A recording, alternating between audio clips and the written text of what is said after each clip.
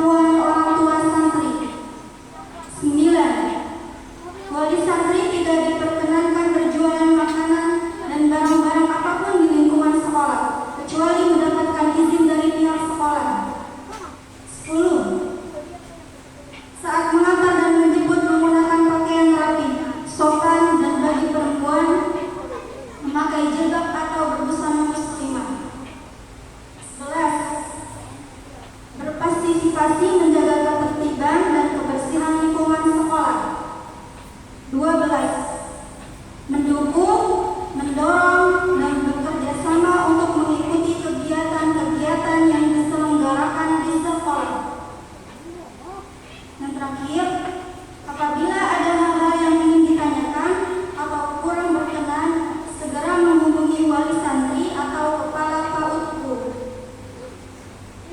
Demikian tata tertib di sekolah ini, semoga bisa dipahami. Terima kasih atas perhatiannya. Wassalamualaikum warahmatullahi wabarakatuh. Dan pengarahan oleh Kepala Sekolah PAUD Ashifa kepada Bapak Muhammad Faisal SPD dan Hafizahullah Ta'ala.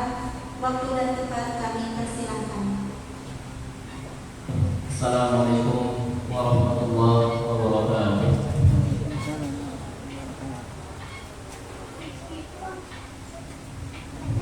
Innalhamdulillah nahmaduhu wa nasta'inuhu wa nastaghfiruh wa na'udzu billahi min shururi anfusina wa min sayyiati a'malina may yahdihillahu fala mudilla lahu wa may yudlil fala hadiya lahu.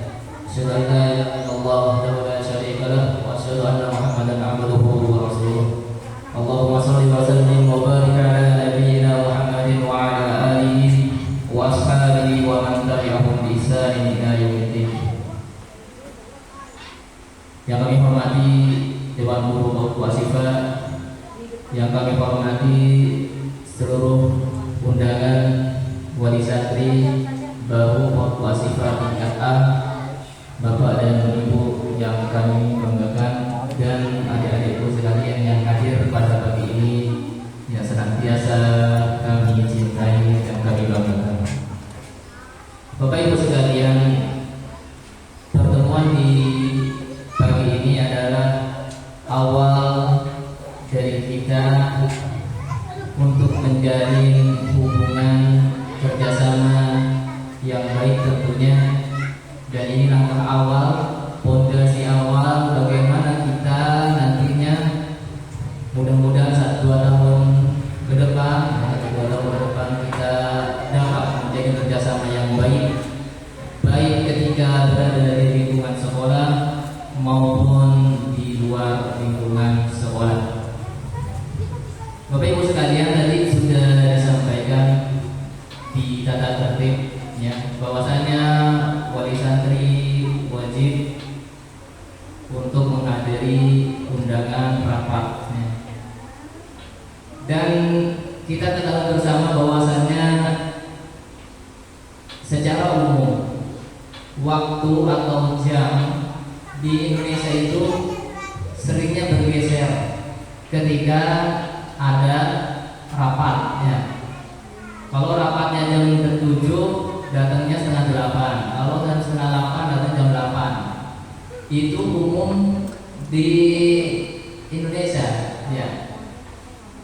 Dan itu juga mungkin sebagian besar yang hadir di tempat ini pun juga merasa sama ya. Jadi yang menghadiri rapat nanti jam 7 ya rapat, nanti mulainya jam 9 ya. Kemungkinan bergesernya waktu jam tersebut bukan karena rapatnya mundur, tapi tamu undangannya yang tidak hadir tepat waktu ya.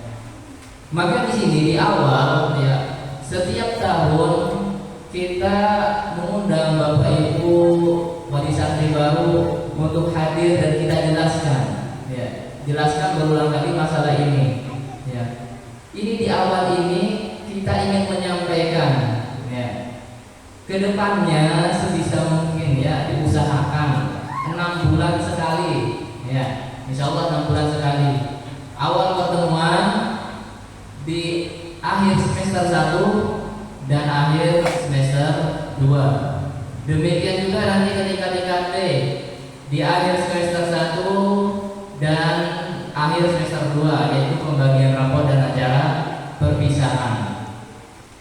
Ketika kami mengundang jam 7, insya Allah kita akan mulai jam 7 kalau ya.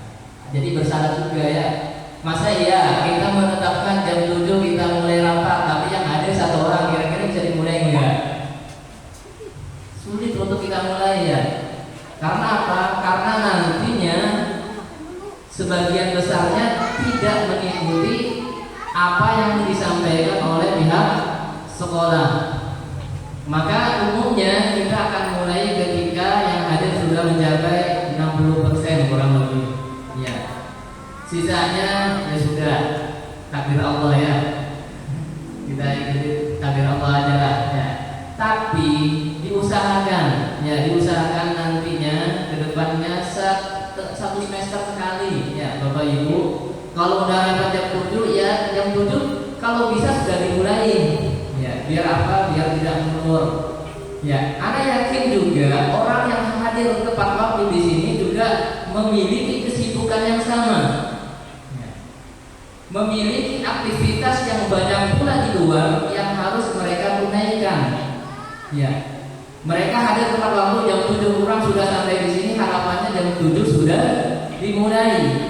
Akan tetapi ketika sampai di sini ya kok sepi. Nah, begitu. Kok baru sendiri ya? Apalagi tadi yang datang sendiri. Ternyata sendirian nih gitu. Bisa aja seperti itu. Nanti ke depannya kalau undangan nanti setengah jam lagi aja lah ya.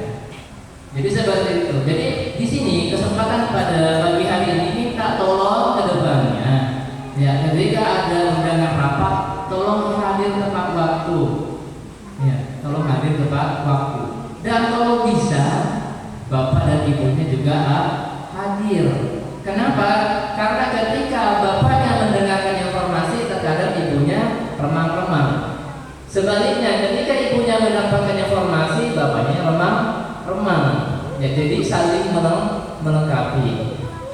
Baik Bapak Ibu sekalian, kita panjatkan puji syukur kehadirat Allah Subhanahu wa taala atas limpahan nikmat yang tak terhingga ya, sehingga Allah taala mudahkan langkah kaki kita untuk menghadiri undangan rapat awal semester baru tahun ajaran 2026-2027. Dan ini hanya wali santri baru saja yang insya Allah yang bergabung pada tahun ini sebanyak 18 santri yang meliputi ikhwan maupun akhwat di tingkat A.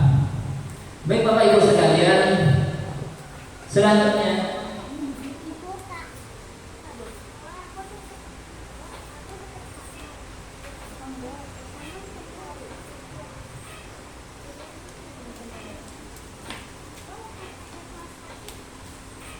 kita lihat di depan ada visi dan misi Qaudhu Ashifa. Visi yaitu terbentuknya generasi Qurani yang bertakwa, cerdas, ceria, dan berakhlak mulia. Kemudian misinya mengajarkan Al-Quran sesuai tahapannya. Yang kedua, meningkatkan kecerdasan anak didik melalui kegiatan pembelajaran bahasa dan berhitung. Kemudian yang ketiga, menanamkan tauhid berdasarkan Al-Quran dan Sunnah sesuai pemahaman salafus salih. Kemudian yang keempat, melakukan kegiatan yang dapat memberi kesempatan anak didik untuk mengasah sensitivitas serta menstimulus ide-ide kreatif dan imajinatif. Kemudian yang terakhir, yang kelima, mengajarkan adab dan akhlak melalui doa sehari-hari dan hafalan hadis. Profil sekolah Qaudhu Ashifa berkomitmen untuk menjadi lembaga pendidikan anak usia dini yang unggul dalam membentuk karakter Islami, memupuk kreativitas, dan menumbuhkan kemandirian. Berikut inti dari identitas sekolah kami. Nilai utamanya yaitu Islami. Setiap aktivitas mengacu pada nilai-nilai agama. Yang kedua, cerdas. Anak diajak untuk banyak bertanya, berpikir, dan mencoba hal-hal baru. Yang ketiga, ceria, menciptakan suasana belajar yang penuh kegembiraan. Dan terakhir, berakhlak mulia. Anak diajarkan untuk berkata baik, bersikap sopan, dan saling membantu. Bapak Ibu sekalian, kami tekankan di sini adalah anak usia dini. Di Qaudhu ini berbeda dengan sekolah TK atau RA ya, yang mana sebagian dari sekolah secara umum di RA maupun TK itu biasanya banyak kegiatan-kegiatan bermain, kemudian kegiatan-kegiatan bernyanyi ya, dan lain-lain ya. Sementara kemampuan akademiknya diberikan secara bertahap sedikit sekali, apalagi yang berunsur dari agama, ya. Namun itu asifah, pautu pendidikan, P-nya adalah pendidikan. Artinya kalau kita berbicara pendidikan, berarti anak-anak mengalami proses pembelajaran dari yang tadinya belum tahu apa-apa sehingga menjadi tahu, dari yang tadinya hanya mengenal A bisa mengenal sampai Z, dari tadinya yang belum mengenal menghafal doa sehari-hari mereka menjadi hafal doa sehari-hari, dari yang tadinya mereka mungkin adabnya kurang baik sehingga menjadi anak yang memiliki adab dan akhlak yang baik.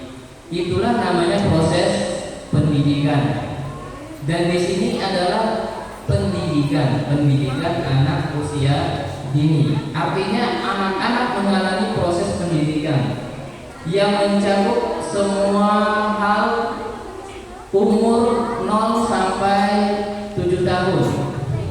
Anak-anak umur 0 sampai 7 tahun memiliki kompetensi 6 hal yang harus mereka pahami, yang harus mereka dapatkan dari pendidikan. Di antaranya adalah, kalau Bapak Ibu mengenal kurikulum Merdeka, maka adanya profil belajar Pancasila, ya. Kemudian dari akhlak, moral, agama, emosional, sosial, motorik halus dan motorik kasar, kemudian juga bahasa, kemudian juga kesenian. Semua tersebut akan kita ajarkan di sekolah ini melalui ide-ide yang kreatif dan imajinatif, ya. Ketika nantinya mungkin Bapak Ibu ketika mengantarkan anak putra putrinya ke sini, awal-awal mungkin dimulai hari Senin besok, anak-anak mungkin menangis, ya, merengek, tidak mau sekolah, minta terus diantar, kalau nggak diantar nggak mau ke sekolah. Itu wajar, namanya anak baru mau belajar, ya. Nanti seiring bertahap mereka akan berkembang menjadi lebih dewasa, ya, dan berangkat sekolahnya pun tidak perlu diantar. Tapi bagi yang di luar warga Asifah, seperti yang tadi disampaikan dalam tata tertib, tolong tetap diantar oleh orang tuanya, ya. Kenapa? Karena tidak mungkin juga putra putrinya suruh berangkat sekolah sementara depannya jalan utama, ya, khawatir, ya. Orang yang pakai motor aja rawan, apalagi berjalan kaki, dan itu anak-anak. Baik, Bapak Ibu sekalian,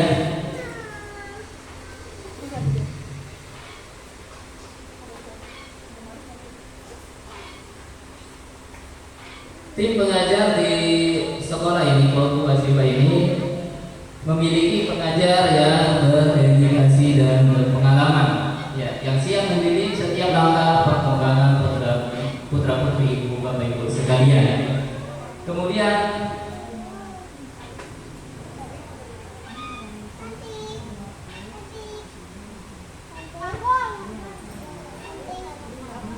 untuk tingkat A, ya, tingkat A tadi ini yang baru ini yang hadir pada rapat pagi ini, yaitu ada 3 guru yang akan mendampingi, yaitu pertama Ustazah Amalia SPD MPD sebagai wali kelas, dan mungkin sebagian yang hadir di sini juga sudah kenal sebagian besar, ya, dan yang sudah punya putra putri sebelumnya juga yang sudah sekolah sini juga sudah pastinya sudah kenal, ya. Kemudian ada Ustazah Anissa SPD, kemudian ada Ustazah Alfiah. Ada yang ketinggalan, ya? Tadi agak aneh. Baik Bapak Ibu sekalian, di sini ada membangun sinergi dan memahami sistem sekolah. Ini perlu kami sampaikan, ya, perlu kita sampaikan. Karena di sini ada namanya membangun sinergi, yaitu agar tercipta komunikasi yang lebih efektif, ya, komunikasi yang lebih efektif. Kemudian dukungan belajar yang konsisten, tentunya dukungan belajar dari orang tua atau wali santri. Kemudian yang ketiga, membentukkan karakter yang selaras. Kemudian yang keempat, perkembangan sosial dan emosional yang optimal. Kemudian memahami sistem sekolah. Jadi Bapak Ibu juga harus mengetahui karakter sekolah di sini. Sistemnya seperti apa? Ya, yang pertama, kita memiliki kurikulum pembelajaran. Kalau ada orang yang berkata atau nantinya wali santri terbesit dalam pikirannya setelah belajar di sini, kemudian, anak saya kayaknya lambat menghafal, di PAUD 2 Syifa menghafal, misalkan seperti itu. Ternyata PAUD 2 Syifa itu benar sih pendidikan, tapi pendidikannya berat, khawatir seperti itu. Maka Bapak Ibu sekalian perlu dipahami bahwasanya pendidikan di PAUD 2 Syifa ini berat bagi mereka yang belum memahami sistem pendidikan. Tapi menjadi ringan bagi mereka ketika mereka sudah kenal sistem pendidikan. Ya, maka di sini kami sampaikan bahwasanya tidak ada yang berat kurikulum pembelajaran yang ada di PAUD Asyifa.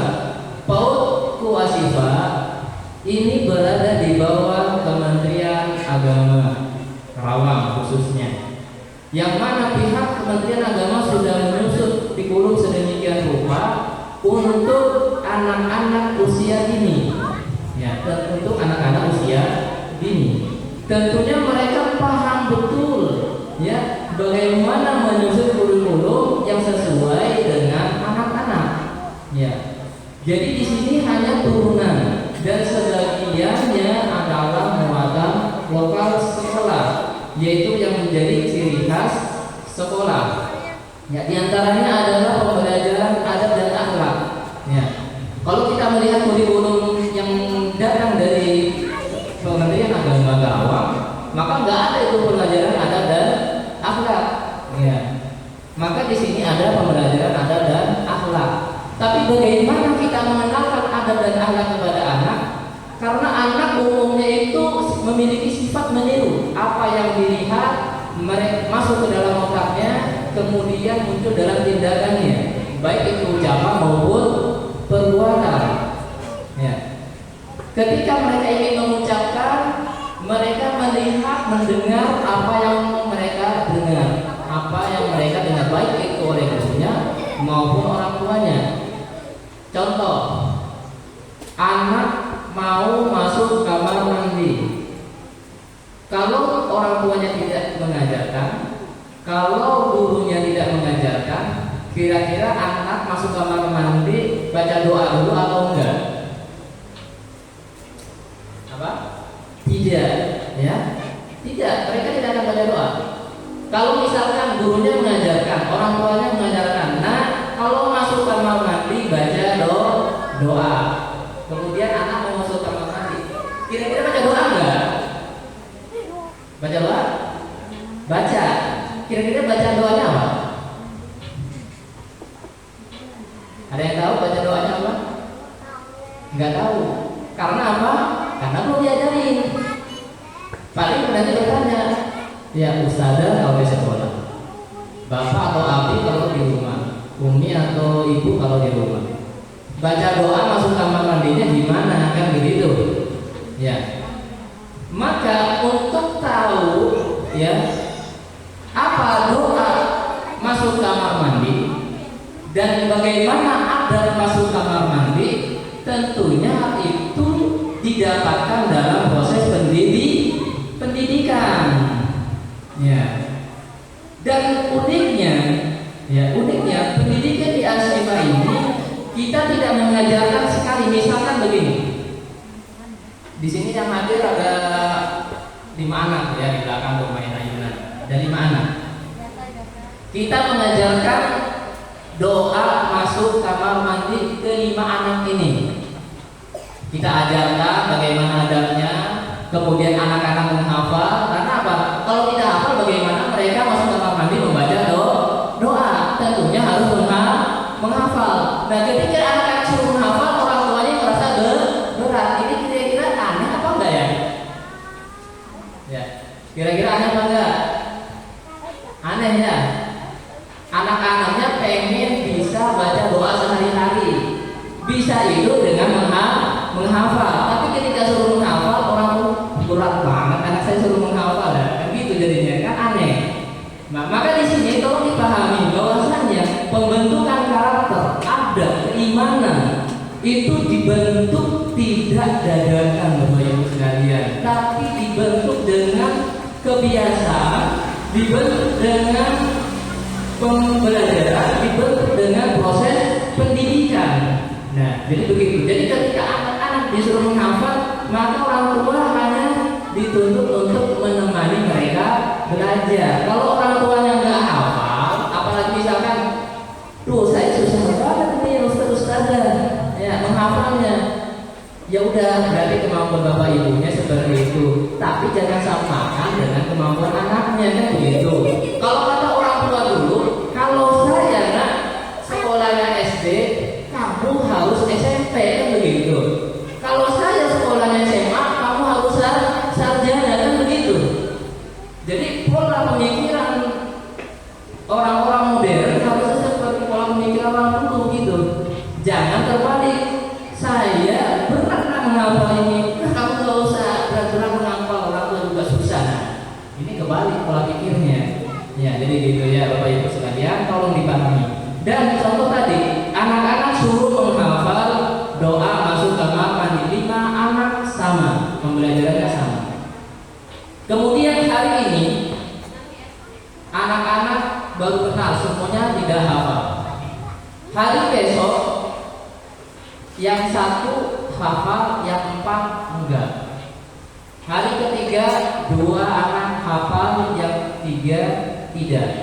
Kira-kira pembelajaran yang di Maut Asyifa di hari kedua atau ketiga keempat, anak-anak naiknya sama atau tidak? Misalkan besoknya anak-anak harus sudah masuk menghafal doa keluar kamar mandi.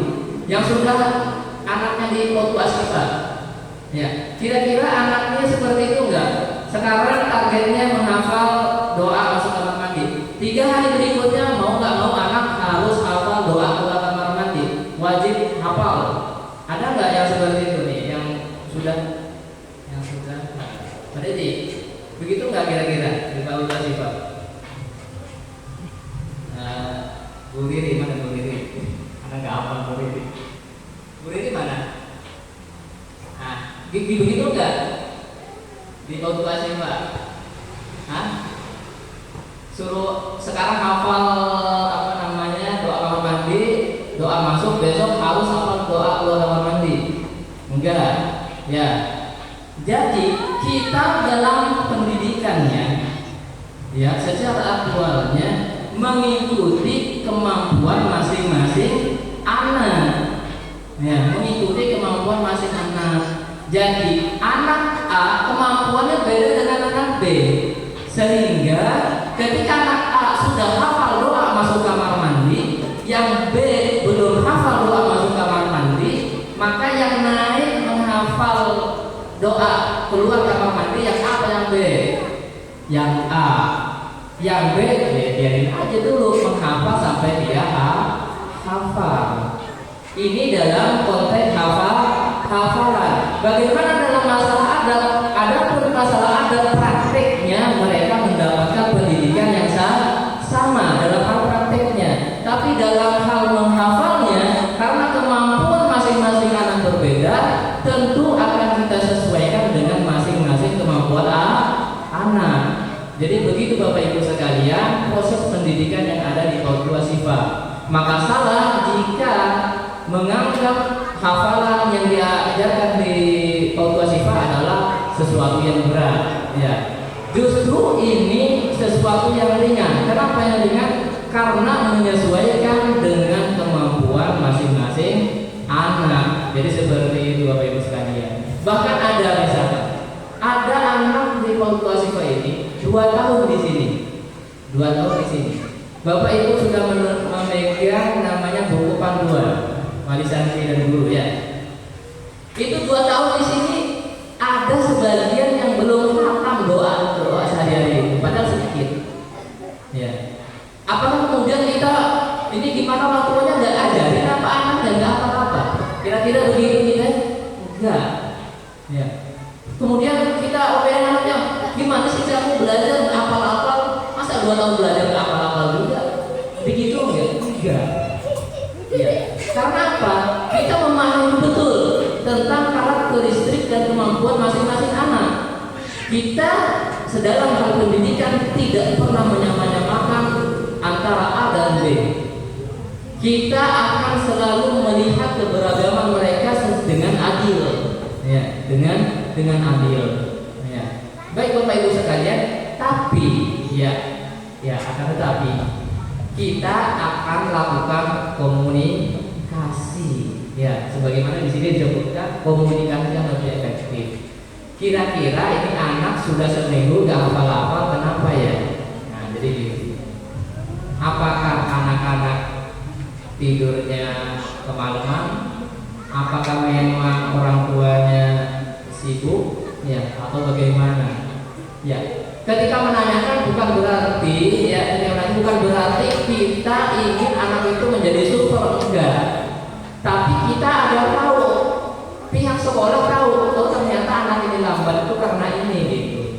Jadi ingin tahu penyebabnya. Tapi ketika penyebabnya sini, iya ustazah ini main mulu, nggak mau belajar misalkan, maka kita melakukan pendekatan.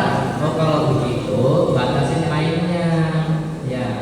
Anak-anak, itu juga anak-anak sukanya bermain. Kalau tidak dibatasi, kalau tidak diberi peringatan, dia akan terus bermain. Maka di sini orang tua bersikap proaktif, bersikap adil terhadap anak-anaknya. Karena anak-anak yang mengalami proses pendidikan, maka bantu agar mainnya jangan kebablasan. Bantu di rumah untuk murojaah. Jadi begitu. Jadi tujuan komunikasi di sini adalah kita melihat anak tidak bisanya sebabnya apa dan apa yang bisa kita berikan kepada orang tua agar anak tersebut berubah. Jadi kan begitu. Jadi adanya komunikasi. Jadi begitu Bapak Ibu sekalian. Termasuk misalkan ada anak yang seminggu nggak masuk terus misalnya, maka kita komunikasi dengan orang tua. Nggak masuknya kenapa? Ya kan? Apakah karena sakit? Kalau sakit harusnya informasi. Kalau ini juga harus informasi. Kalau alasan lainnya pun harus informasi. Nah ini nggak ada informasi, orang tuanya nggak komunikasi, anaknya nggak masuk. Maka kita tanyakan, kenapa si A tidak masuk? Jadi kan begitu. Oh karena begini. Baik kedepannya tolong informasi. Jadi begitu ya Bapak saya. Dan tujuan yang lainnya adalah Bapak Ibu sekalian sudah membayar SPP setiap bulan. Tujuannya apa itu SPP? Ya. Tujuannya adalah agar anaknya itu diantaranya ya, agar anaknya itu mendapatkan pengajaran kan begitu. Artinya anak datang ke sekolah mendapatkan pendidikan, kemudian orang tua membayar SPP karena anaknya sudah diajarkan. Ya salah satunya seperti itu. Ya. Kemudian ternyata anaknya nggak datang ke sekolah, tapi Bapak Ibu bayar SPP kan rugi. Kalau kita hitung-hitungan matematika, untung rugi, itu rugi. Harusnya anaknya mendapatkan pengajaran di hari itu, akhirnya tidak mendapatkan pengajaran. Ya kan rugi kalau hitung-hitungan matematika. Ya. Jadi kalau tidak sakit, kalau tidak izin, minta tolong anaknya agar diantarkan ke sekolah. Ya. Kalau anaknya malas bangun pagi misalkan, maka ajarkan mulai saat ini agar bangun lebih pagi agar siap mereka belajar ya. Kecuali izin atau sakit maka ya mau gimana ya, otomatis tidak bisa berangkat sekolah. Dan konfirmasi ke pihak sekolah. Bapak Ibu sekalian, di sini juga ada rutinitas harian, program bulan, tata tertib dan kebiasaan. Tadi tata tertib sudah disampaikan ya. Program unggulan ada muatan lokal sekolah, ya ada muatan lokal sekolah, yaitu pemberian pendidikan agamanya ya sesuai dengan Al-Quran dan As-Sunnah. Ya, semua pembelajaran ada dan akhlaknya juga kita ambil dari hadis-hadis yang sahih. Ya. Kemudian juga pembelajaran yang lainnya ya, yang mungkin anak-anak tadinya tidak bisa, ya insya Allah kita ajarkan secara pertama, baik itu berhitung, bahasa ya. Dan 2 tahun ini ya, 2 tahun ini anak Mutwasifah mendapatkan juara umum dalam bahasa. Artinya di tingkat Karawang ini ya, di akhir tahun kita biasa ada imtihan namanya ya, uji kemampuan akademik.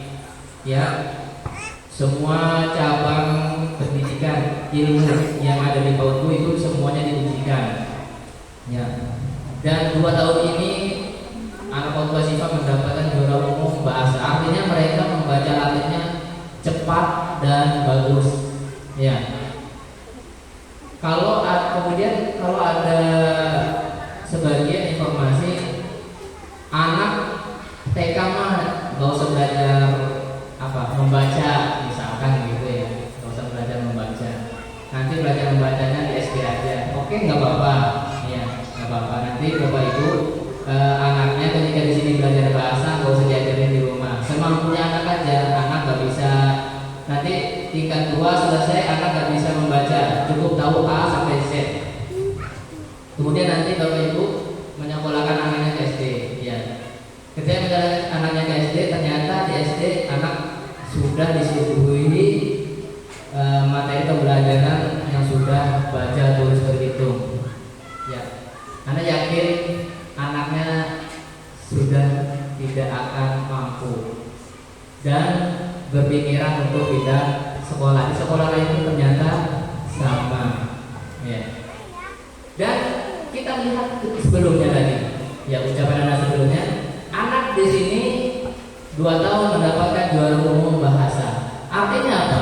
Pendidikan turunan dari Kementerian Agama ya, itu ada namanya pembelajaran bahasa ya. Sehingga pembelajaran bahasa itu diperlombakan di tingkat kabupaten ya. Di kabupaten Bapak Ibu sekalian, bukan di Karawang ini atau di Asifah ini, enggak. Kabupaten Karawang kira-kira sedikit atau banyak nih? Ya.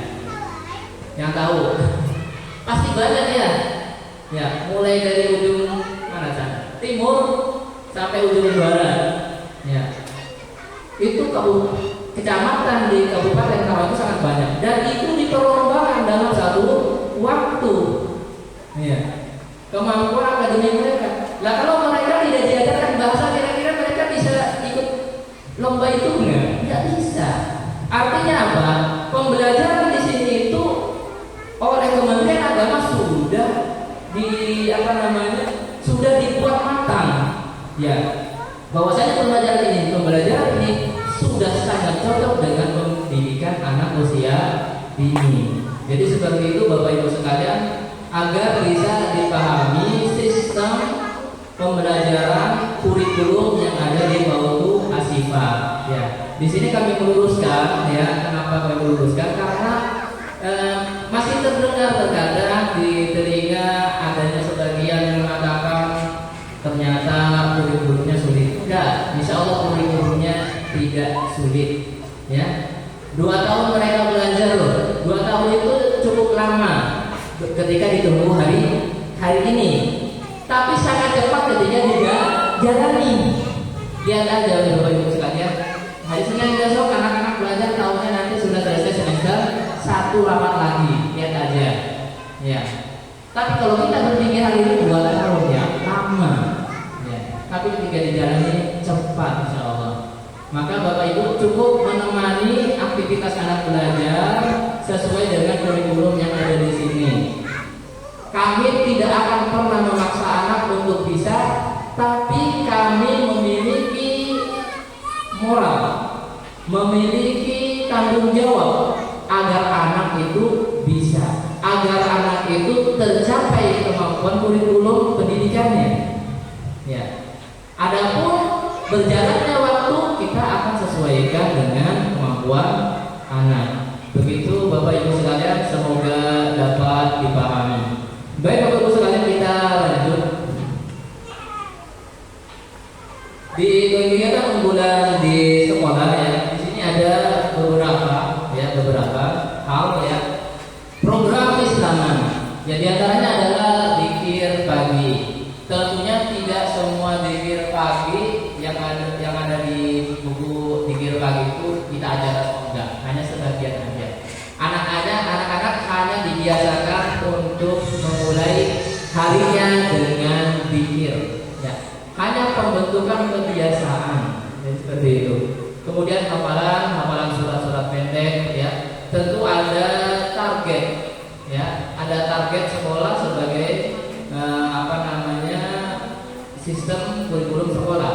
Tapi lagi-lagi sesuai dengan kemampuan anak. Kemudian hafalan hadis, doa, tauhid, rukun Islam, rukun iman, sirah, dan juga mufradat bahasa Arab. Mufradat bahasa Arab yang ada turunan dari Kementerian Agama hanya bilangan 1 sampai 20. Ya, Bapak Ibu, ya. Turunan dari Kementerian Agama itu bahasa Arab hanya 1 sampai 20. Sisanya yang ada di sini adalah muatan lokal sekolah.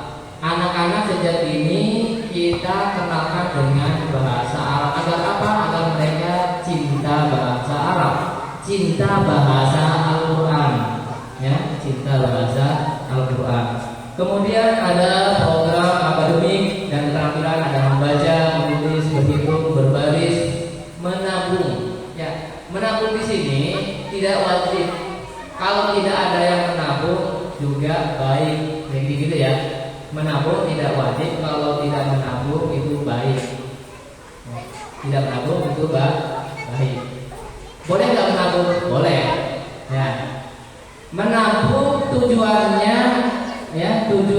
agar setiap kegiatan sekolah tinggal foto tabungan. Mungkin yang sudah ada di sini ya putra putrinya yang menabung. Seperti itu polanya. Yang menabung ada kegiatan sekolah potong tabungan, ada kegiatan sekolah potong tabungan. Jadi gitu. Nah, kalau yang mampu ada kegiatan A langsung bayarnya Ustaz cash. Ada kegiatan B dibayar Ustaz transfer. Gampang dan mudah rezekinya, alhamdulillah. Seperti itu, nggak perlu menabung. Ya. Jadi wali santri yang dimudahkan rezekinya oleh Allah, maka tidak perlu menabung. Cukup ada informasi hari pekan depan ada kegiatan ini, biaya ini, oke siap, ini transfer Ustaz lunas. Nah, alhamdulillah seperti itu. Dan kami bangga. Bukan yang lain bangga semuanya. Tapi kalau cepat itu lebih baik. Tapi kalau informasi sekarang ada kegiatan A ya, membaca dia. Aduh, nunggu gajian dulu nih Ustaz. Sementara kegiatannya tanggal 10, gajiannya tanggal 25, belum gajian nih, belum bayar. Nah, kalau seperti itu, jadi sarankan aja menabung, ya, menabung. Tujuannya apa?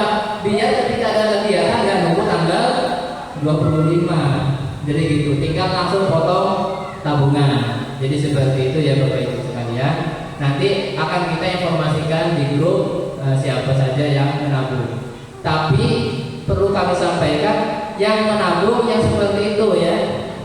Kalau kira-kira mampu, nggak usah menabung, nggak usah medis ya. Ya, cukup ada informasi langsung transfer, gitu aja. Kemudian ada kegiatan motorik halus dan kasar, kreativitas, permainan, edukasi. relatif. Dan juga program kebiasaan harian adalah praktek wudu, sholat, adab, mandirian, kebersihan, dan kerapian. Tadi sebagiannya sudah disampaikan di tata tertibnya tentang potong kuku, rambut, kerapihan, pakaian, dan semuanya. Baik Bapak Ibu sekalian, tadi sudah disampaikan mengenai tata tertib. Di sini kami sampaikan ulang hal yang paling penting untuk disampaikan. Yang pertama adalah yang masuk dan pulang. Ya, masuk belajar itu jam 8 sampai jam 11. Itu mulai belajar. Maka datangnya anak-anak kalau bisa jangan jam 8. Jam 8 kurang 10 sudah hadir. Ya. Agar bagaimana? Agar ketika jam 8 anak-anak sudah mulai belajar. Karena di jam 8 itu anak-anak sudah mulai berbaris, ya, zikir pagi gitu. Kalau datangnya jam 8 apalagi lewat jam 8, maka anak ketinggalan proses pembelajaran itu. Ya. Maka diharapkan anak sudah datang sebelum jam 8. Syukur-syukur jam 8 kurang 10 sudah hadir. Demikian juga jam kepulangan jam 11. Nah, jam 11 anak pulang. Bagi yang di luar asifah, ini bagian asifah, karena kalau yang di dalam asifah udah tinggal berangkat sana berangkat, pulang sudah pulang sendiri. Tapi kalau luar asifah kan harus diantar jemput tuh, ya. Maka sebelum jam 11 agar sudah dijemput, agar ketika jam 11 anak tidak menunggu orang tuanya datang menjemput, ya. Jadi jam 11 ketika anak-anak pulang sekolah, orang tuanya sudah ada. Tujuannya itu. Kemudian yang kedua, seragam tadi sudah disampaikan, kecuali misalkan ada orang tua terkadang yang begini. Hari Senin sekolah. Nah, sorenya pulang sekolah dicuci, lupa kalau besok masih hari Selasa, dikiranya hari Rabu. Pas besok hari Selasa. Baju biru itu masih dicuci, bisa seperti itu. Maka tidak mengapa, ya, tidak mengapa pakai baju yang seragam lainnya, ya.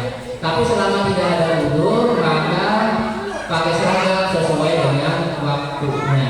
Atau ada informasi dari kami karena ada kegiatan harus berpakaian yang berbeda, maka pakaianlah sesuai dengan kondisi sekolah.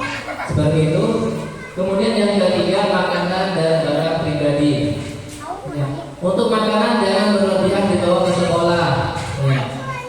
Bagi anaknya yang suka jajan, ya, yang suka jajan, tolong anaknya juga jangan diberi bekal uang lebih dari, harusnya sih tidak boleh lebih dari 5.000 ya. Tapi terkadang ada anak yang goyang bangetnya, maka dibekali jajan di tasnya aja, ya. Ya, tujuannya adalah biar anak itu tidak terbiasa hidup boros, ya kan, pertama. Yang kedua, khawatir, ya, ini khawatir aja karena ada sebagian yang pernah terjadi itu, ketika ada anak yang bawa uang jajannya banyak, kemudian dia kenal sama temannya dan temannya itu menjadi teman akrabnya. Sementara teman akrabnya itu tidak dibekali uang yang sama. Akhirnya mereka apa jadinya? Minta dong. Nah, gitu. Dan itu di luar pengendalian sekolah. Seperti itu. Karena jam istirahat bisa jam 10, anak-anak istirahat beli makanan di luar. Yang satu beli kantong 10.000 gitu. Yang satu bagi dong. Nah, ini nanti terbentuk karakter anak suka minta. Ya. Jadi untuk menghindari itu, tolong uang jajan jangan banyak-banyak, ya. Secukupnya aja, ya, secukupnya aja. Insya Allah anak cuma 3 jam di sekolah, sisanya bisa jajan di rumah. Seperti itu ya, Bapak sekalian. Kemudian barang pribadi, ya, barang pribadi seperti apa? Seperti botol, pensil, ya, pensil atau pensil warna atau spidol. Nanti tolong dikasih nama, ya. Kenapa? Biar tidak tertukar dengan punya temannya. Misal temennya punya spidol merek spidol ya, atau spidol lah, spidol warna yang pakai warna merek Joyko misalnya. Yang A, yang B juga sama, spidolnya lengkap baru merek Joyko. Di sekolah ada kegiatan seni menggambar. Kemudian anak-anak menggambar, sama-sama menggambar. Kan kadang anak-anak kan menggambarnya super ya, semuanya keluarin semuanya, mereka ambil sebagian yang mereka inginkan. Saat selesai lupa dihitung tuh spidol. Kalau jumlahnya 10 langsung dimasukin ke kertas, jumlahnya ternyata 9. Ternyata satunya pindah tempat. Nyampe ke rumah orang tuanya nggak ngecek. Ketika besoknya pagi baru ngecek. Kok spidolnya kurang 1? Gitu. Akhirnya gue tanya, Ustazah ada spidol ketinggalan nggak di sekolah? Nah seperti itu tuh. Ya. Mencegah hal itu, tolong dikasih nama, ya biar tidak terbuka. Agar ketika ustazahnya melihat, oh ini punya kamu mau saya, oh ini punya kamu kami. Jadi seperti itu ya Pak Ibu. Demikian juga botol dan lain-lain. Kemudian sakit, ya tidak bisa kita pungkiri selama pembelajaran proses pendidikan ada anak yang tiba-tiba sakit di sekolah, ada yang kemudian tiba-tiba anak terjatuh di sekolah kemudian luka. Hal itu selama kita bisa tangani maka kita tangani. Misalkan anak luka terjatuh maka kita ada obat untuk mereda. Tapi ketika itu anak tidak bisa melanjutkan pendidikan maka akan kita hubungi orang tua untuk menjemput. Jadi seperti itu. Dan ketika anaknya terjatuh luka, tolong juga Bapak Ibu pahami namanya anak-anak. Ada yang anak itu aktifnya sangat, ada yang biasa saja. Yang karena aktifnya sehingga mereka terjatuh dan terluka, atau karena saking tidak aktifnya mereka berdiri melihat teman-temannya lari-lari terbentuk dia jatuh dan terluka. Jadi ketika terjadi seperti itu tolong dipahami, jangan langsung gimana sih sekolah anak saya sampai jatuh dan terluka. Ya. Jadi jangan seperti itu. Namanya anak-anak mereka melakukan proses pendidikan, bersosialisasi, ya. Maka perkembangan anak usia ini adalah ada namanya perkembangan emosional dan sosial, ya, emosional dan sosial. Mereka dalam tahap bersosialisasi Bapak Ibu sekalian, maka orang tua dampingi mereka dalam bersosialisasi. Ketika di sekolah maka biarkan mereka bersosialisasi di sekolah, biarkan gurunya bertanggung jawab di sekolah. Ya. Ketika ada sesuatu hal pasti pihak sekolah akan komunikasi dengan orang tua. Jadi gitu. Jangan jadi orang tua sebagai polisi, ya. Ya. Jadi orang tua jadikan sebagai orang tua, jangan jadikan orang tua sebagai polisi. Ada sesuatu langsung olah TKP. Nah, gitu. Ini anak saya jatuh terluka kenapa? Gurunya gimana? Didampingi nggak anak saya kok bisa terjatuh terluka? Kalau nggak dilaporkan lagi ke atasan saya, polisi yang sebenarnya, ya, repot kan seperti itu. Ya. Maka orang tua jadikan orang tua, jangan jadi polisi. Apa yang terjadi di sekolah biar gurunya bertanggung jawab. Ya. Dan ketika terjadi sesuatu hal, insya Allah kami yang akan komunikasi langsung dengan orang tua. Kami yang akan memberikan penjelasan langsung dengan orang tua. Selama hal itu masih wajar dalam batas anak, maka biarkan mereka seperti itu. Namanya tahap bersosialisasi. Kemampuan, ya, pengembangan pembelajaran anak usia ini ada yang namanya sosialisasi. Kalau sosialisasinya dibatasi, maka kemampuan dalam bersosialisasi nanti akan kurang. Jadi seperti itu ya Bapak Ibu sekalian, mohon dipahami. Kemudian selanjutnya berinfak, ya. Di setiap Jumat ini ada di tahun ketiga, ya Bapak Ibu sekalian, di tahun ketiga kita melakukan gemar berinfak yang dilakukan setiap hari Jumat, ya. yang dilakukan setiap hari Jumat. Insya Allah kita akan informasi ketika hari Jumat ada program infak. Infak ini tidak wajib Bapak Ibu sekalian ya, hanya mendorong anak-anak agar gemar berinfak ya. Ya, orang tuanya mendapatkan pahala, anaknya terbiasa. Jadi seperti itu. Dan tidak wajib dan tidak dibatasi. Oh, infak 500, 1000, 2000, 5000, 100.000, 1 juta juga boleh. Tapi jangan 100, 200 ya. Ya. Karena itu yang di pinggir jalan itu Pak Wah ya. Dikasih uang 1000 tapi isinya 200-an dibuang Bapak Ibu sekalian ya. Pernah itu karena ya uangnya dikasih saja banyak, tapi 200-an lihat angka 200 kita yang Pak Oga dulu ya. Kesel dia. Artinya betapa remehnya ya, berapa remehnya uang 100-200 itu di masyarakat hari ini ya. Jadi kalau berinfak ya minimal 500 perak lah ya, jangan 200-100. Walaupun 200 isinya 1000 gitu ya, mending langsung 500-an dua gitu ya, itu boleh. Dan infak ini akan digunakan untuk kegiatan-kegiatan sosial, misalnya di rumah sakit ya, orang tua melahirkan ya, kemudian ya lain-lainnya yang bersifat sosial ya. Kemudian kalau akhir tahun nanti biasanya akan kita gunakan untuk perbaikan sekolah. Seperti tahun pertama tuh kita nambah AC 1 gitu kan.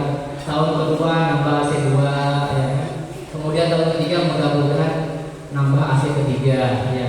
Jadi infak terbaiknya dapat membantu kami untuk mengembangkan sekolah. Jadi seperti itu Bapak Ibu sekalian. Kemudian sebelum terakhir ada buku laporan ya, buku laporan yang sudah Bapak Ibu terima ya, yang warna hijau ya. Di sini merupakan hak wali santri ya. Buku laporan ini merupakan hak wali santri di poin C dan D. Mereka mendapatkan penjelasan yang memadai mengenai prestasi dan perkembangan anak di sekolah.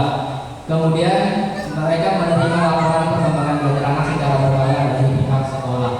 Jadi setiap harinya di buku prestasi itu akan tertulis ya. Setiap anak sekolah itu pasti tertulis ya. Dan nanti di kolom paling kanan ya, kolom paling kanan itu ada keterangan, ada U setengah 3/4 L.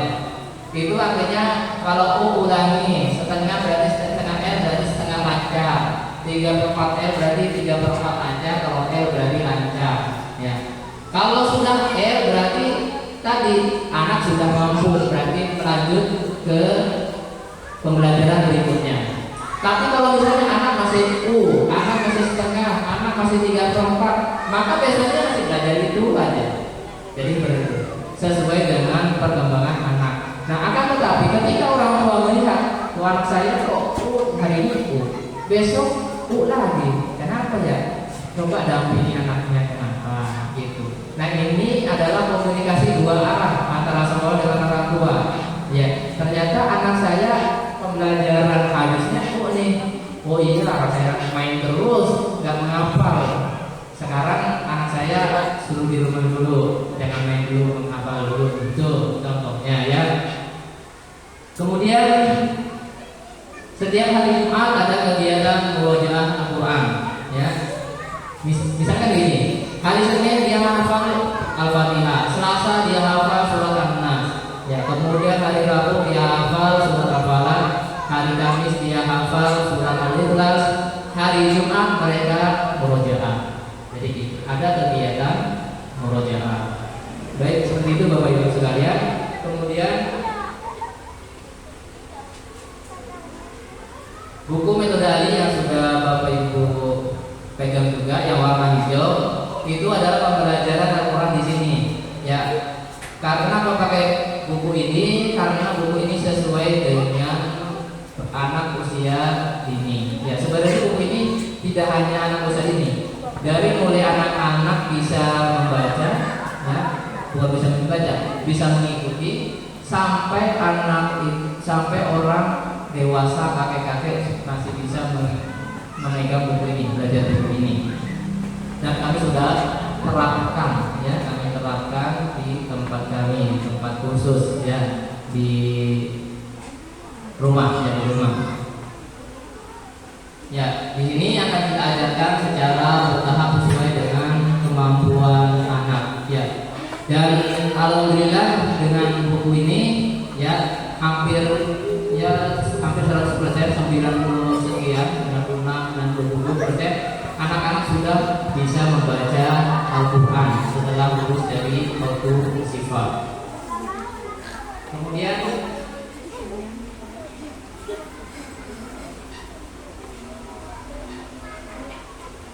masuk tahun ajaran baru 2026-2027, insya Allah hari Senin 13 Juli 2026 ya. Kemudian selanjutnya sesi tanya jawab apabila ada hal yang belum dipahami. Dipersilahkan.